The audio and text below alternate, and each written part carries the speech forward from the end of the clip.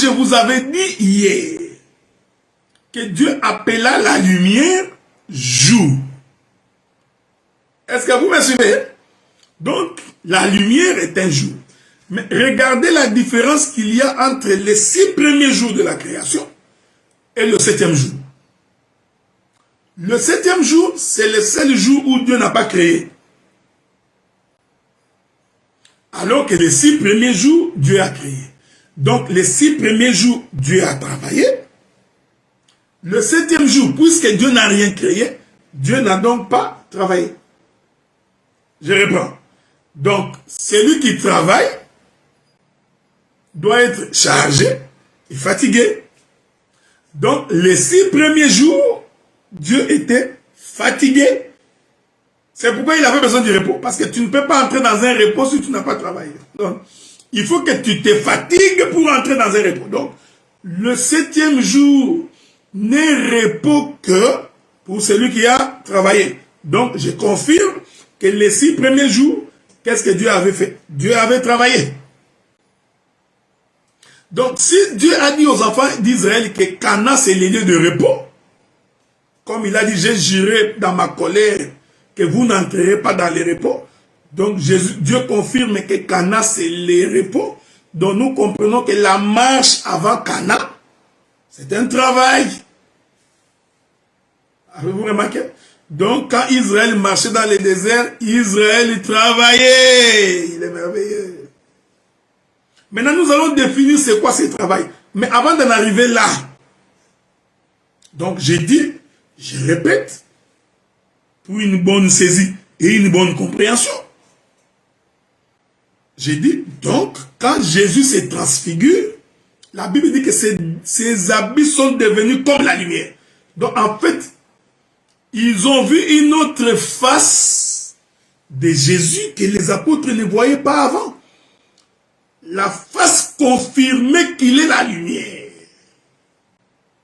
C'est pourquoi j'ai dit, le 7e jour, c'est le seul jour où il n'y a pas eu un soir et un matin. En d'autres termes, c'est le seul jour où le soleil ne s'est pas levé et le soleil ne s'est pas couché. Les 6 premiers jours, le soleil s'est levé, le soleil s'est couché. Or, quand le soleil se lève, il va dégager la chaleur. Et cette chaleur-là va obliger les hommes de transpirer. C'est la chaleur qui fait que les hommes sont fatigués. C'est la chaleur qui charge les hommes. Voilà pourquoi les 6 premiers jours, nous disons, l'humanité avait travaillé, donc Dieu travaillait. Et Dieu a transpiré parce qu'il était fatigué sous le coup du soleil. Mais quand nous arrivons le 7e jour, comme le soleil ne peut ni se lever ni se coucher dans le 7e jour, parce que personne ne travaille le 7e jour. Alors, le 7e jour, Dieu dira tout simplement, le 7e jour, Dieu se reposa. Mais Dieu n'ajoute pas cette virgule pour dire qu'il y a eu un soir, qu'il y a eu un matin. Que Dieu vous bénisse. Est-ce que vous comprenez ça? Donc, quand Christ change de forme, quand il se transfigure, il atteste que je suis la lumière, je suis le jour, je suis le repos. Je n'ai pas fini. Souffrez. Nous allons prendre une autre écriture. Ça va nous aider à pouvoir avancer. Je vais donner une autre écriture. Ok, bien aimé dans le Seigneur. Une autre écriture, toujours dans les livres de Luc, je ne sais pas, laissez-moi voir ça, c'est possible. Ah, bon, regardez. Je voudrais prendre une autre belle écriture pour attester ce que j'ai dit. Prenons les livres de Hébreux, là où nous étions toujours.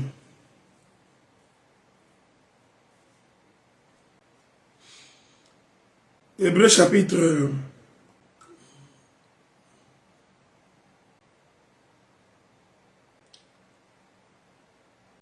Hébreux chapitre 4, le verset 11. La Bible dit, efforçons-nous donc d'entrer dans ces repos, afin que personne ne tombe en donnant le même exemple de désobéissance. Que Dieu vous bénisse. Il dit, efforçons-nous donc d'entrer dans ces repos, afin que personne ne tombe en donnant le même exemple de désobéissance. Celui qui rentre dans les repos, il ne tombe plus. Voyez-vous, frère? Donc, celui qui tombe, c'est celui qui marche. Donc, celui qui est en train de marcher, lui, il est encore en train de tomber. Est-ce que vous me suivez ça? Donc, quand on fait le tour de la ville pendant 6 fois, 6 jours, c'est le temps où l'homme tombe, il se relève, il tombe, il se relève, parce qu'il est fatigué, il est chargé. Parce que personne ne peut tomber s'il n'est pas chargé. En tout cas, si tu vois quelqu'un qui marche comme ça, il tombe, c'est qu'il est déséquilibré. Il faut voir s'il n'a pas bu de l'alcool, qu'il n'est pas ivre, ou bien il est devenu tellement vieux, et maintenant qu'il ne peut plus contrôler ses jambes et ses pieds, il n'a plus d'équilibre, et il tombe. Mais généralement, ne peut tomber que celui qui est chargé. Voyez-vous, frère? Donc, écoutez, bon, je voudrais lire une écriture.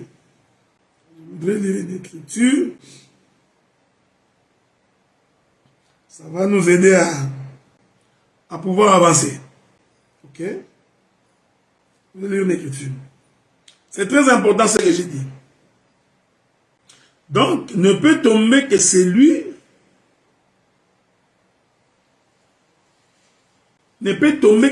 qui est chargé. Parce qu'il est fatigué. Et il a besoin du repos. Bon. Prenons un autre élément. Très important. Donc, vous comprenez que quand Israël fait le tour 6 fois, c'est toute une dispensation. C'est le temps de la loi. C'est le temps du soleil. C'est le temps où l'homme transpire. Je voudrais maintenant prendre 2 éléments pour conclure. Je vais expliquer c'est quoi transpirer.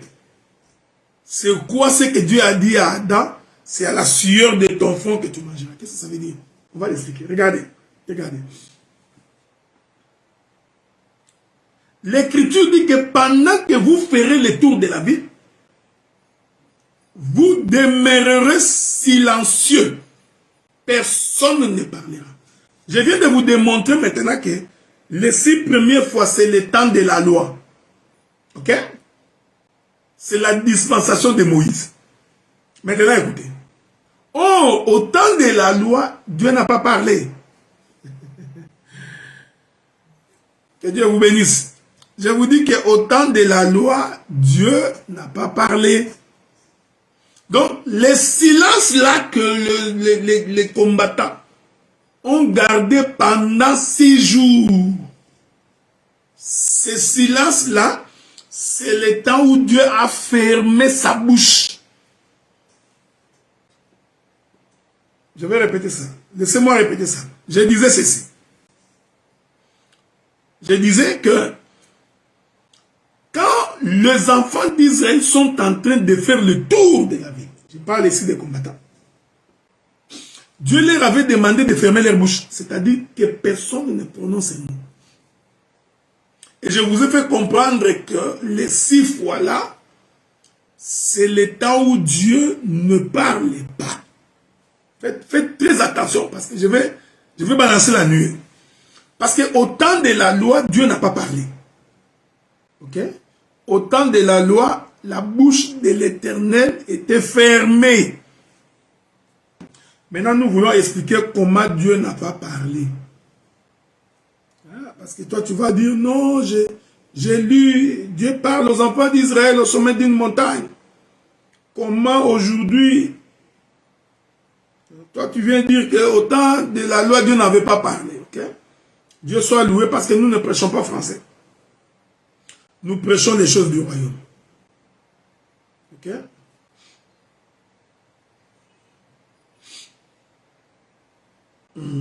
Attendez, je vais vous trouver une écriture. C'est ce que je cherche. Je prends d'abord...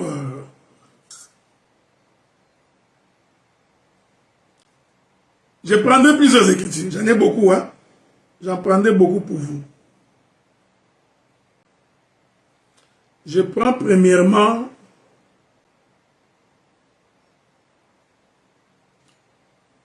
Nombre chapitre 12, verset 8.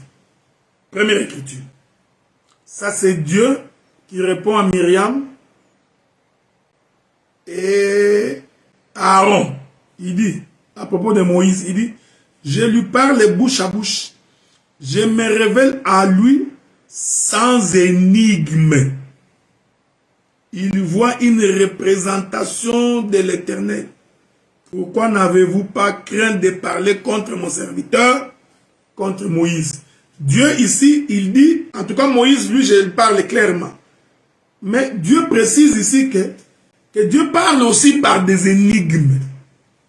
C'est là où nous allons démontrer que quand Dieu parle par les énigmes, en fait, Dieu se tait. C'est ça le silence de Dieu. Je vais ajouter une autre écriture. Daniel chapitre 5, verset 12. Parce qu'on trouva chez lui, chez Daniel, nommé par le roi Beltchachar, un esprit supérieur de la science et de l'intelligence, la faculté d'interpréter les songes, d'expliquer les énigmes. Je n'ai pas fini. Souffrez. Je vais ajouter d'autres écritures. C'est très bien pour la santé. Laissez-moi ajouter d'autres écritures, ok? Écoutez ce que le Seigneur dit. Je vais trouver quelques écritures pour vous. Et nous allons devoir avancer. Je crois que c'est dans le livre de Osée. Prenons le livre d'Osée. Osée chapitre 12, le verset 11. J'ai parlé aux prophètes, j'ai multiplié les visions, et par les prophètes, j'ai proposé des paraboles. Voyez-vous donc? Donc Dieu parle par des énigmes, et il parle par des paraboles. Or, quand Dieu parle par des énigmes et par des paraboles, en réalité, Dieu n'a pas parlé. Donc, Dieu s'est caché. C'est ça le silence des combattants qui ont fait le tour de Jéricho pendant 6 jours. C'est pour témoigner qu'au temps de la loi, Dieu n'avait pas parlé. Dieu s'était tu. Voyez-vous, je vais ajouter d'autres écritures. C'est très bien pour votre santé. Ok? C'est très bien pour votre santé. Souffrez. Que je vous en trouve d'autres. Ok? Ça va nous aider à pouvoir avancer. Je suis dans le livre de Matthieu. Matthieu. Voici ce qui est écrit dans le livre de Matthieu. Le Seigneur dit ceci. Matthieu chapitre 13, verset 3. Il dit, il leur parla en parabole sur beaucoup de choses et il dit, ça c'est Jésus. Chapitre 13, toujours verset 10. Les disciples s'approchèrent et lui dirent, pourquoi leur parles-tu en parabole? Jésus répond, dans le verset 13 du chapitre 13 de Matthieu. C'est pourquoi je leur parle en parabole, parce qu'en voyant, ils ne voient rien. Et qu'en entendant, qu'ils n'écoutent rien et qu'ils ne comprennent absolument rien. Donc, parler en parabole, c'est ne pas comprendre Dieu. C'est-à-dire que Dieu ne parle pas. Dieu est muet. Donc, que Dieu vous bénisse.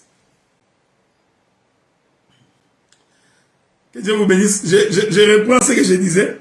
Donc, il dit ceci. C'est pourquoi je leur parle en parabole. Parce qu'en voyant, ils ne voient point. Qu'en entendant, ils n'entendent ni ne comprennent. Voyez-vous? Donc, quand Dieu parle en parabole, le peuple, j'ai dit ceci, j'ai dit ceci, frère. Il y a des gens qui n'arrêtent pas de m'appeler. Je disais ceci, quand Dieu parle en parabole, en réalité, Dieu se tait. Donc, c'est le silence de Dieu. Donc, nous comprenons que les 6 premiers jours de la création, Dieu n'avait pas parlé. Oh non, les premiers jours de la création, Dieu créa les cieux et la terre. Nous disons que c'est une parabole. Dieu n'avait pas parlé. Il faudrait expliquer c'est quoi les cieux, c'est quoi la terre. Au 2e jour de la création, Dieu sépara les eaux d'en bas et les eaux d'en haut. Dieu créa l'étendue. Dieu appela l'étendue ciel. Nous disons, ça aussi, Dieu n'a pas parlé. C'est le silence de Dieu. Vous voyez? 3e jour de la création. J'aime ces choses. 3e jour de la... Il est merveilleux. 3e jour de la création, que la terre sortit des eaux. La terre sortit. Aucun arbuste de champ ne germait encore. Parce que Dieu n'avait pas encore fait pleuvoir. Nous comprenons que c'était ça le silence de Dieu. Ouais, oui. Donc, tout ça, ce sont des signes. Ce sont les parlers paraboliques. C'est pourquoi quand on est ministre de la parole, il faut qu'il en soit capable d'expliquer le langage parabolique de Dieu. Les énigmes de Dieu doivent être expliquées et interprétées. Que la paix de Dieu soit avec vous. Au 6e jour, Dieu créa Adam. Après avoir créé Adam, Dieu fit coucher Adam d'un profond sommeil. Il retire sa côte, il forma Ève. Tout ça, nous disons que c'est le silence de Dieu. Les 6 premiers jours de la création, Dieu n'avait jamais parlé. Dieu va parler au 7e jour. Voilà pourquoi il faut entrer dans les repos. Il faut venir en Jésus. C'est pourquoi les disciples, quand Jésus était dehors et que Jésus parlait en parabole, les disciples attendaient, ne posaient pas de questions. Parce qu'ils savaient qu'ici, il ne parlait pas. La Bible dit que quand il s'est retiré là, c'est le 7e jour. Là, les disciples lui posaient la question. Tu avais dit ceci là-bas. Qu'est-ce que cela veut dire? Jésus se mettait donc maintenant à expliquer. Tu vois, quand j'ai parlé de la semence, je voulais dire ceci. Ouais, frère. Donc, répéter la Bible, ce n'est pas ça prêcher. Remarquez que la paix de Dieu soit avec vous. Vous remarquez ce que je disais? Donc, quand Dieu parle en parabole, en réalité, il ne parle pas. Dieu est silencieux. Dieu est muet. C'est pourquoi ils ont fait le tour de la ville 6 fois, sans parler. Celui qui fait le tour de la ville 6 fois là, sans parler là, c'est le véritable combattant, c'est le Seigneur Jésus-Christ. C'est tout le temps de la loi. C'est pourquoi j'ai dit, frère, Israël dans le désert n'a jamais écouté la voix de Dieu. Dieu s'était tu. Voyez-vous, Dieu n'avait pas parlé. C'était le temps où Israël devait souffrir. Il transpire. Je vais en arriver. Ah, c'est à la sueur de ton front que tu mangeras. Quelle est cette sueur-là? Il y a des gens qui ont toujours dit non, bien-aimé dans le Seigneur, la Bible dit, c'est à la sueur de ton front que tu mangeras. Voilà pourquoi je sors le matin, je rentre à 22 heures. Oh, parce que l'homme doit travailler. Vous savez, quand j'étais encore dans le monde, il y avait une chanson là de J.B. Mpiana, parce que moi j'étais quelqu'un qui aimait Wenge musique quand j'étais dans le monde. Lui il disait quoi? Un album qui était sorti qui s'appelait Chemin de fer. L'homme doit se battre pour vivre. Maintenant, les gens croient que se battre là pour vivre, transpirer, c'est quand tu vas soulever Toi, tu n'as jamais vu des gens qui travaillent qui ne transpirent pas. Tu n'as jamais vu ça? Pendant que toi, tu penses que la Bible dit, c'est la sueur de ton front que tu mangeras. Alors, il faut travailler et suer. Il y a des gens, ils mettent leur argent dans des bourses. Ils gagnent des millions. Il est assis à la maison en train de regarder la télé. Il ne travaille pas. Les héritiers ne travaillent pas, frère. Mais ils ont l'argent. Tu vois, quand tu comprends les choses de cette manière, tu es perdu.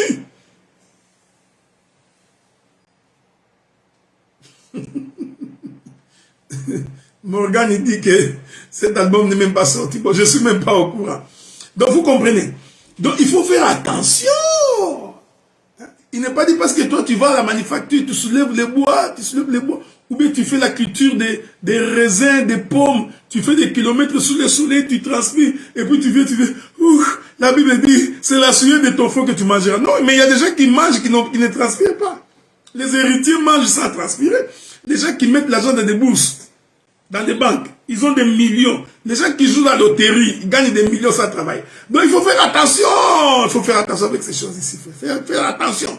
Dieu ne parlait pas de ces choses. Que la paix de Dieu soit avec vous. Regardez, regardez. Regardez.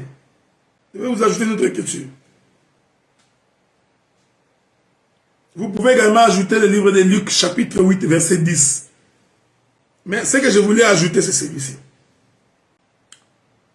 Regardez. Donc, le temps où Dieu est muet, c'est le temps de la loi. Je prends une autre écriture. Je suis un homme très chargé des écritures. Hein. Mon carquois est plein de flèches. Luc, chapitre 1er. Luc, chapitre 1er. Je vais lire le verset 18. Zacharie dit à l'ange, à quoi reconnaîtrai-je cela? Car je suis vieux et ma femme est avancée en âge. L'ange lui répondit, je suis Gabriel, je me tiens devant Dieu. J'ai été envoyé pour te parler, pour t'annoncer cette bonne nouvelle. Voici, tu seras muet et tu ne pourras pas parler jusqu'au jour où ces choses arriveront. Parce que tu n'as pas cru à mes paroles qui s'accompliront en leur temps. Voyez-vous? Donc, quand on ne croit pas, on devient muet.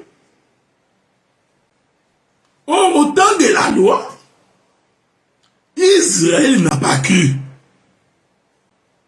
Donc ici, vous comprenez que Zacharie, quand sa femme tombe enceinte de Jean-Baptiste, Zacharie doit rester muet jusqu'à la naissance des gens.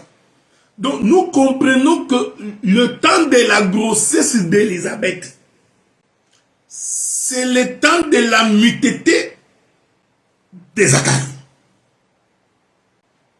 C'est le temps du mutisme de Zacharie. Donc, tout le temps où Élisabeth est grosse, tout le temps où Élisabeth porte une grossesse, Zacharie ne doit pas parler. Donc, nous comprenons que c'est temps-là où Zacharie ne parle pas. Parce que l'écriture dit ceci, regardez. Je vais lire ça pour toi. Verset 22. Quand il sortit, Luc chapitre 1er, verset 22, quand il sortit, il ne put leur parler. Il comprit qu'il avait eu une vision dans les temples. Il leur faisait des signes et il resta muet. Donc, quand Zacharie sort, comme il est devenu muet, il commence à parler par des signes. Mais par des signes, les gens ne comprenaient pas. C'est pourquoi la Bible dit, Dieu dit, Israël, Israël, j'ai multiplié des signes au milieu de vous. Je vous ai parlé en parabole. Je vous ai parlé en énigme. Voyez-vous, frère? Donc, au temps de la loi, Dieu a parlé par les signes. Or, les signes là, c'est le langage d'un muet. Donc, de celui qui ne parle pas. Que Dieu vous bénisse. Donc, c'est le langage de celui qui s'était. C'est pourquoi les enfants d'Israël vont donc faire le tour de la ville de Jéricho 6 fois sans un mot. Sans parler, muet. C'est ça Zacharie. Donc Zacharie sort du temple, il reste muet jusqu'au jour où Jean va naître. Or Jean, c'est un envoyé. C'est ça la signification de son nom. Jean veut dire un envoyé. Or celui que Dieu a envoyé véritablement, c'est le Seigneur Jésus-Christ. Est-ce que vous comprenez ce que nous disons? Donc, il faudrait que les fils apparaissent pour que la bouche, j'aime ça, pour que la bouche du Père s'ouvre. Que Dieu vous bénisse. Que Dieu vous bénisse. Là, je vais finir. Donc, quand le Fils apparaît, le temps de silence doit s'arrêter. C'est le temps où le Père doit ouvrir sa bouche. C'est pourquoi, ce jour-là, lorsque le Seigneur Jésus-Christ quittant les déserts, le Seigneur Jésus-Christ, la Bible dit, il va se présenter devant Jean-Baptiste au Jourdain. Est-ce que vous me suivez? Il arrive devant Jean-Baptiste. L'Écriture dit que lorsque Jésus sort des eaux, alors Dieu va ouvrir sa bouche. La Bible dit qu'une voix se fit entendre des cieux. C'est-à-dire, les jours où le Fils a été manifesté, c'est le jour du baptême, ce jour-là, le ciel a ouvert sa bouche et laissé la parler. Donc, avant que Jésus ne sorte des eaux, Dieu était silencieux. Nous disons ceci, frère. Le temps où Jésus vient, jusqu'à ce qu'il entre dans l'eau, ce temps-là, c'est le temps de la loi. C'est les 6 premiers jours de la marche des enfants d'Israël. Mais quand il sort, le Père doit ouvrir sa bouche. Je voudrais dire à quelqu'un, écoutez frère, écoutez bien-aimé dans le Seigneur, je voudrais dire à quelqu'un que si le Fils est en toi, le Père ne peut pas se taire. Quand tu rentres dans le repos de Dieu, le Père ne peut pas se taire. Le Père doit ouvrir sa bouche, c'est-à-dire son temps de silence doit s'arrêter. Je reviendrai. Ça va arriver le 7e jour. Mais les 6 premiers jours, Israël fait sa marche. Calmement, doucement, en silence. Mais je vous ai dit qu'Israël doit transpirer. C'est là que je vais finir. C'est là que je finis. C'est là que je vais finir. Attendez. Bon, prenons. Je vais finir par là. Pour que chacun de nous puisse comprendre cela. Je vous avais dit ceci. Que lorsque Israël marche les 6 premiers jours, il doit transpirer. Parce que le soleil se lève et le soleil se couche. J'ai confirmé que lorsque Dieu était en train de créer les 6 premiers jours, je vous informe que Dieu a transpiré. Parce que les 6 premiers jours, Dieu a porté les péchés de l'humanité. Lisons une écriture. C'est ça. C'est tout un travail. Je vais vous lire cette écriture-là. Je voulais toujours lire plusieurs fois. Mais la répétition étant la mère de la science, alors nous répétons. Ce n'est pas mauvais. Il est écrit ceci, dans les livres de Romains.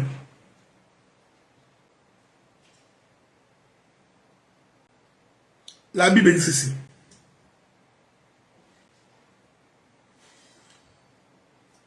Romains chapitre 4, d'abord le verset 4. Lisons Romains chapitre 4, verset 4. Il est écrit.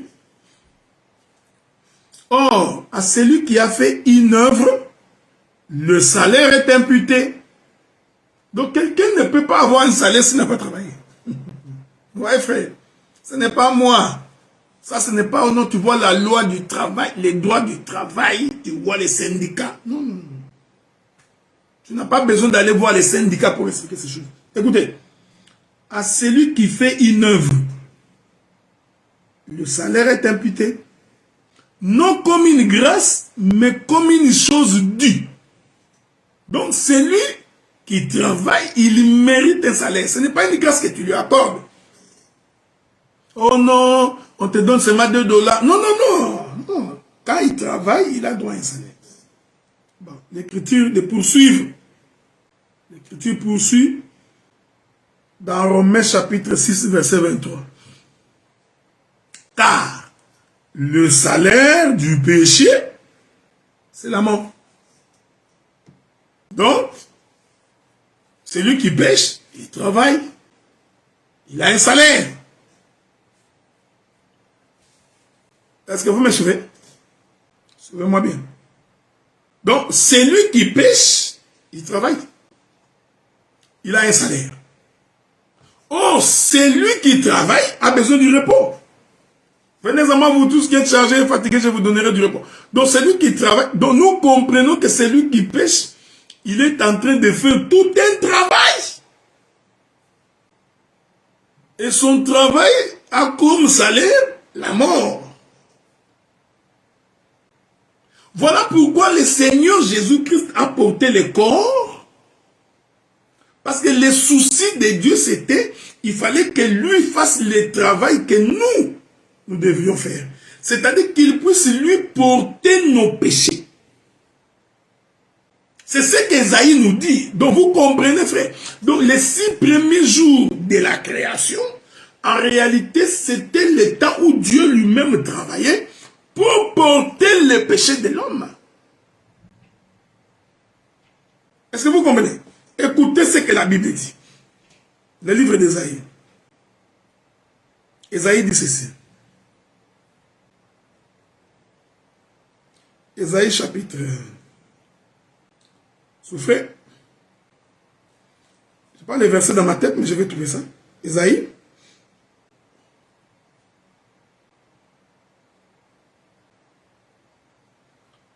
Ésaïe chapitre 53. Lisons Ésaïe chapitre 53. L'écriture dit ceci. Verset 2. Il s'est élevé devant lui comme une faible plante, comme un rejeton qui sort d'une terre desséchée. Vous comprenez que la terre desséchée, c'est les lieux désertiques. Donc, c'est le désert. Donc, est-ce que vous me suivez? Il y a beaucoup de choses qui me viennent à l'esprit, alors que je suis en train de conclure. Nous comprenons qu'en réalité, les 6 premiers jours de la création, c'est un lieu désertique. C'est un désert, bien aimé dans les Seigneurs. Donc, quand Israël fait le tour de la ville pendant 6 jours, nous disons que c'est un lieu désertique. C'est la marche du désert. Écoutez ce qu'Ésaïe dit. Comme un rejeton qui sort d'une terre desséchée. Il n'avait ni beauté ni éclat pour attirer nos regards. Or, ce qui sort d'une terre, c'est seulement une plante. Il n'y a qu'un arbre qui peut sortir d'une terre. Donc ici, Ésaïe, quand il regarde Jésus, il voit un arbre. Mais un arbre qui sort dans le désert, c'est tout à fait normal qu'il ne puisse rien avoir, ni beauté ni éclat, parce que dans le désert, il n'y a pas la pluie. Or, quand il n'y a pas la pluie dans un désert, l'arbre est moche. Il n'a aucune beauté. Les feuillages flétrissent. Il continue. Il n'avait ni beauté ni éclat pour attirer nos regards. Et son aspect n'avait rien pour nous plaire. Méprisé et abandonné des hommes. Homme de douleur, habitué à la souffrance. Semblable à celui dont on détourne le visage. Nous l'avons dédaigné, nous n'avons fait de lui aucun cas. Cependant, ce sont nos souffrances qu'il a portées. C'est de nos douleurs qu'il s'est chargé. Et nous l'avons considéré comme puni, frappé de Dieu et humilié. Mais il était blessé pour nos péchés, brisé pour nos iniquités. Le châtiment qui nous donne la paix est tombé sur lui. Et c'est par ses meurtrissures que nous nous sommes guéris. Nous étions tous errants comme des brebis, chacun suivait sa propre voie, et l'Éternel a fait retomber sur lui l'iniquité de nous tous. Il a été maltraité, opprimé. Il n'a point ouvert la bouche. Vous voyez, il n'a pas ouvert sa bouche tout ce temps-là. C'est pourquoi Pilate a posé la question, mais pourquoi tu ne réponds pas quand on te pose la question? Pilate ne comprenait pas que c'était les 6 premiers jours de la création. Pilate ne comprenait pas que c'était Israël qui faisait le tour de la ville. Ainsi, Christ ne pouvait pas parler. Il avait la bouche fermée. Il est merveilleux. Il n'a pas ouvert sa bouche. Semblable à un agneau qu'on amène à la boucherie. À une brebis miouette devant ce qui l'attend. Il n'a point ouvert la bouche. Est-ce que vous comprenez ce que nous disons? Donc, ici, nous voulons dire que quand Christ est en train de porter le péché du peuple. Ce temps-là, c'est le temps de la mort. C'est tout un travail. Et le travail, c'est que celui qui porte le péché doit mourir.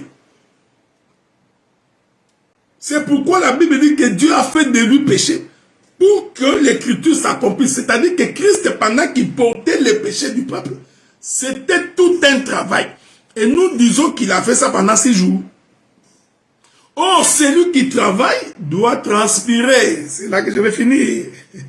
Dieu a dit à Adam, puisque tu as péché, tu transpireras maintenant. À la sueur de ton front, tu mangeras. Donc, tu dois travailler. Est-ce que Dieu parlait-il des mots d'Adam? Vous pensez vraiment que Dieu était en train de parler d'Adam?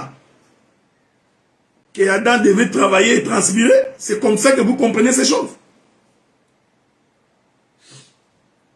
Est-ce que c'est de ça qu'il était question? Non! Le Seigneur Dieu parlait de notre Seigneur Jésus-Christ. On va lire l'Écriture. C'est là que je vais finir et vous souhaiter une bonne nuit. Ok? Il est écrit dans le livre de Luc, chapitre 22. Chapitre 22. L'Écriture dit, verset 42, nous lisons, disant, Père, si tu voulais éloigner de moi cette coupe, toutefois, que ma volonté ne se fasse pas, mais la tienne. Alors un ange lui apparut du ciel pour le fortifier. Donc nous comprenons que Christ était au travail. Il est merveilleux. Il a dit que j'ai des choses qui me viennent à l'esprit. J'espère que je ne vais pas l'oublier demain. Étant en agonie. Voilà. Là, il avait déjà porté tout le péché de l'humanité. Il a pris dans sa chair toutes nos souffrances, toutes nos douleurs. Christ les a prises, Seigneur. Maintenant, écoutez ce que l'Écriture dit. Étant en agonie, il pria instamment et sa sueur devint comme des grumeaux de sang qui tombaient à terre. C'est cette écriture ici qui est l'accomplissement de ce que Dieu avait dit à Adam. Tu mangeras à la sueur de ton front. Il ne faut pas croire manger ici, c'est faire entrer dans la bouche. Non. C'est-à-dire quand Adam travaillait, il suyait et sa sueur devait tomber à terre. Dans Luc 22, le verset 42,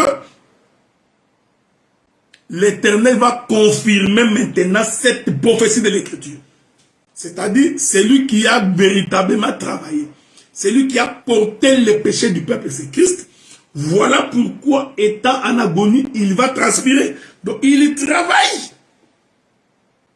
Et il va suyer. Ce temps-là que Christ est en train de suyer là, c'est le temps de la loi. C'est le temps où le soleil se lève et le soleil se couche. Que la paix de Dieu soit avec vous. Nous continuons demain. Je vous ai dit que je prêche jusqu'à dimanche. Dimanche, nous avons culte. Donc, je crois que je prêcherai dans la soirée de dimanche.